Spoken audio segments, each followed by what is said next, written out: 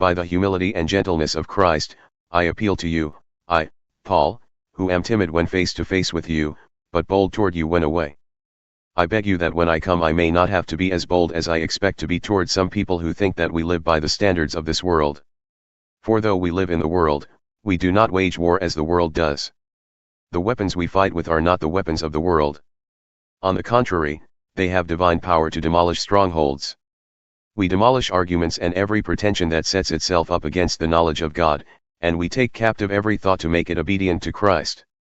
And we will be ready to punish every act of disobedience, once your obedience is complete. You are judging by appearances. If anyone is confident that they belong to Christ, they should consider again that we belong to Christ just as much as they do. So even if I boast somewhat freely about the authority the Lord gave us for building you up rather than tearing you down, I will not be ashamed of it. I do not want to seem to be trying to frighten you with my letters. For some say, his letters are weighty and forceful, but in person he is unimpressive and his speaking amounts to nothing. Such people should realize that what we are in our letters when we are absent, we will be in our actions when we are present. We do not dare to classify or compare ourselves with some who commend themselves. When they measure themselves by themselves and compare themselves with themselves, they are not wise.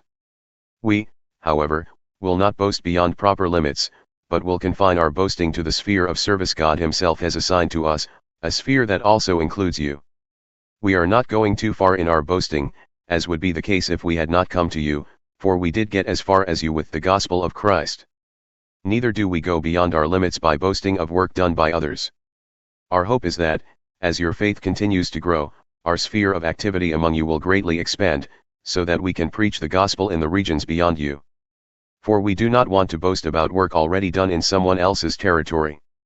But, let the one who boasts boast in the Lord. For it is not the one who commends himself who is approved, but the one whom the Lord commends.